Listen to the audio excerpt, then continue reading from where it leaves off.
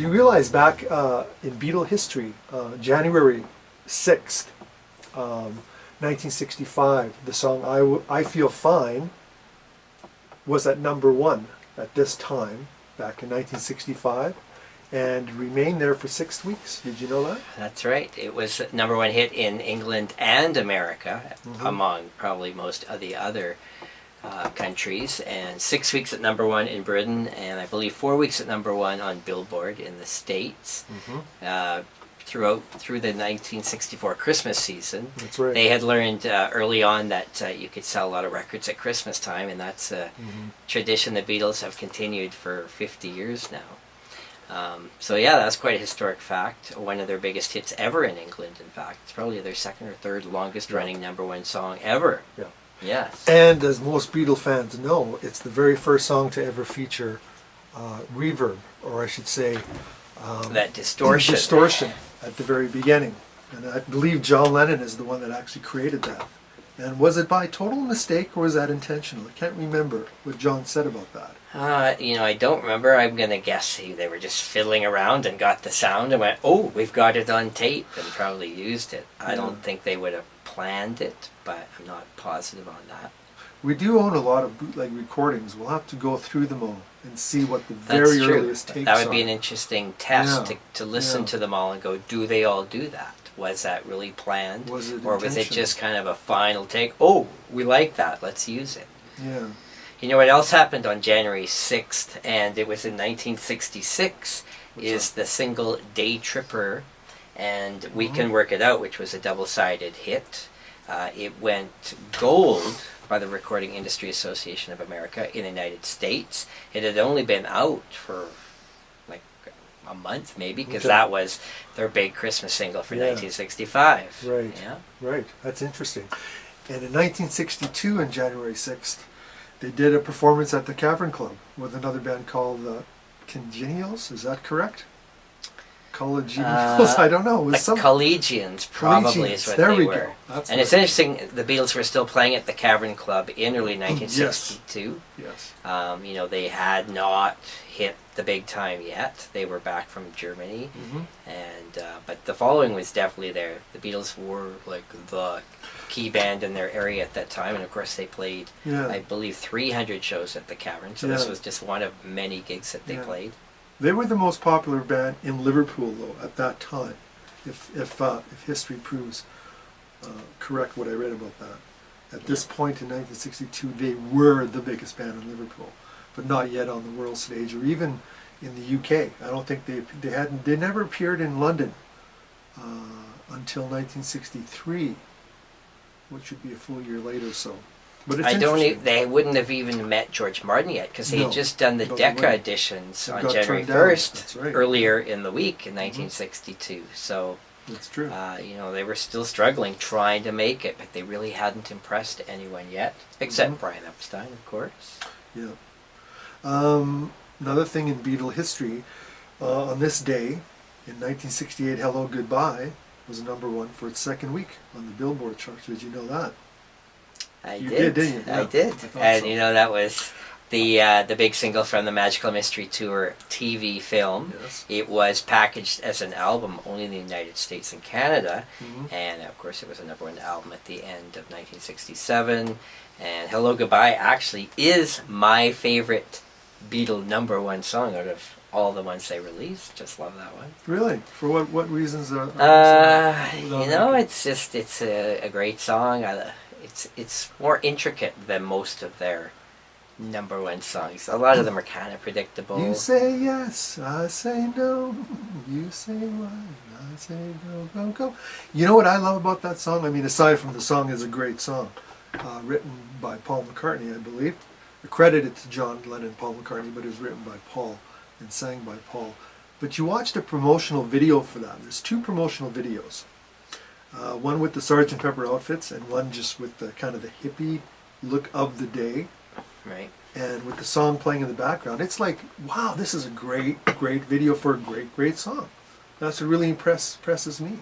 Because I recently, well, I guess it's last Christmas now, I got the Beatles 1 DVD deluxe box set. and that's featured on there. All the different alternate takes for that song. You know, it's a great song. I agree with you on that. Great song, great video.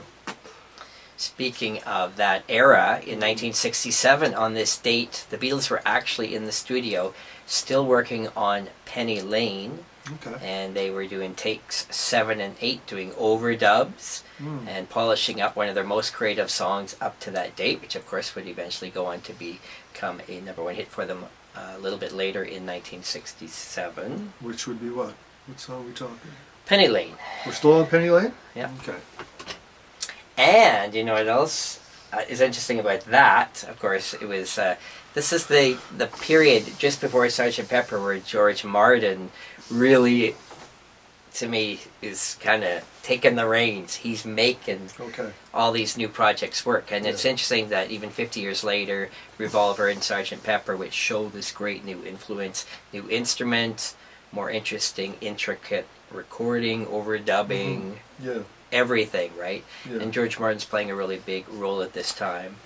And even 50 years later, you know, Revolver has now been voted as the greatest album of all time.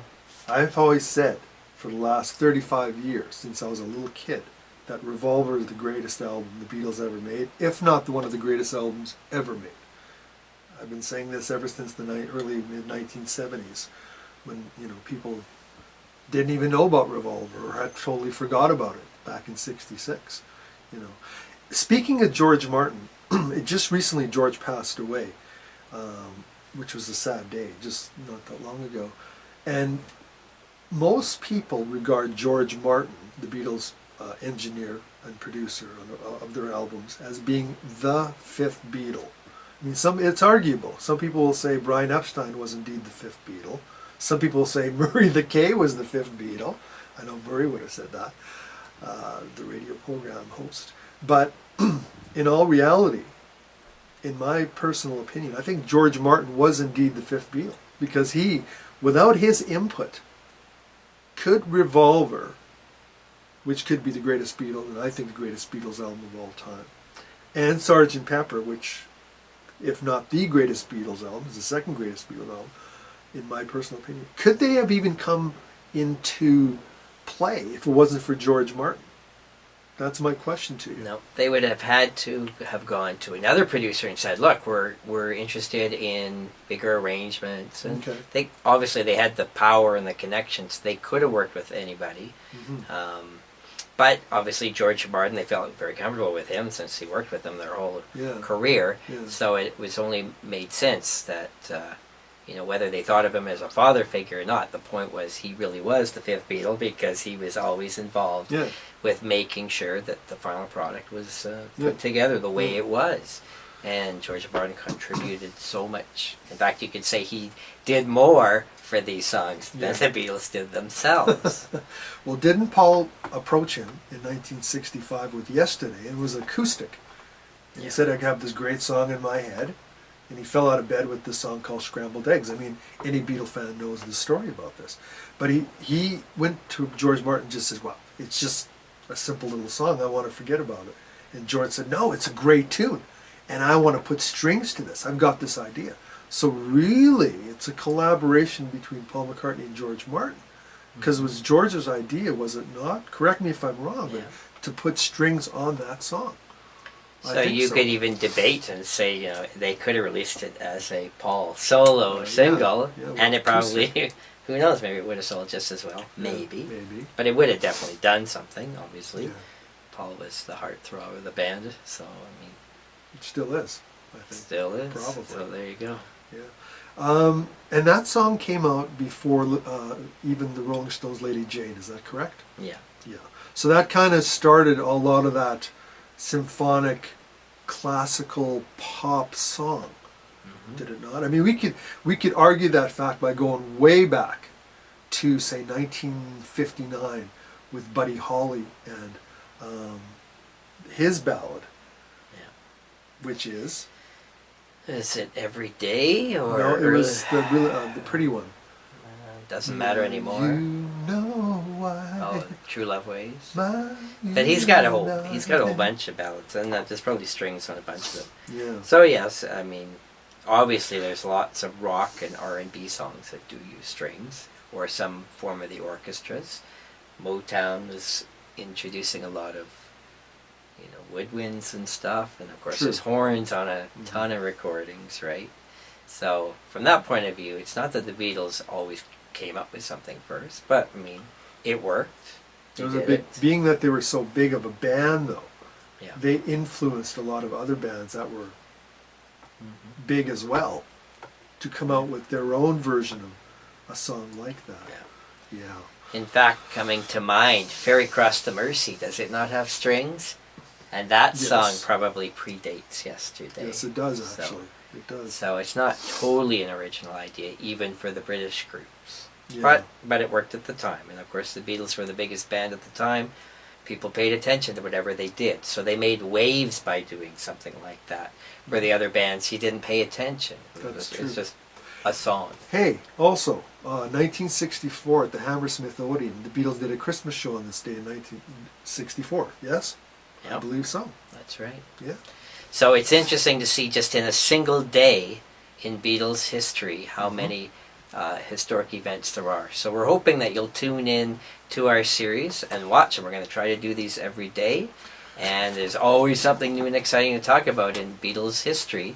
So I'd like to thank you guys for watching. And I also want to say one thing.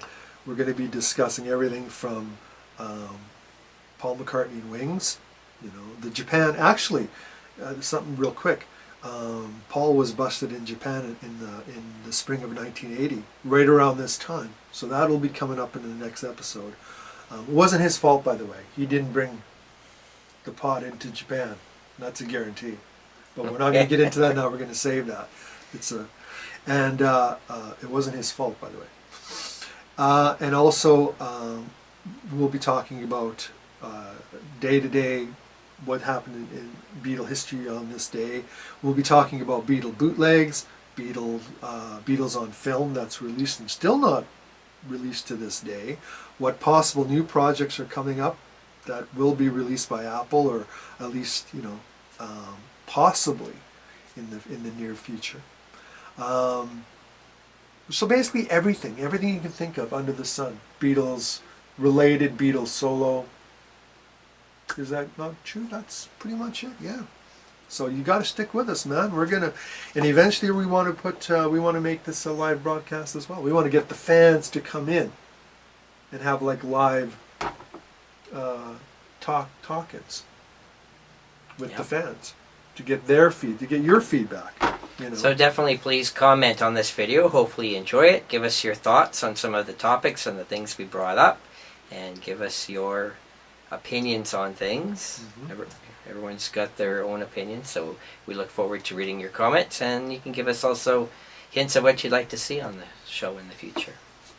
So we hope to see you again, and thanks again for watching. Yes, thank you very much. I'm Glenn, this is Terry, and by the way, one thing I would like to see next episode is me wearing that shirt. Just so you know. It won't fit you.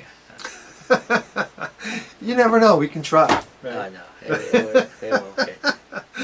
We'll find out. It should have been I asked for that for Christmas. This isn't even a shirt. This is like That's a body hug, tattoo. I know. Yeah. Well, It's a body tattoo. This is my... I asked you for one at Christmas and I was expecting one. What are you going to do? Next year, I guess. So my dear friends, come back when you can.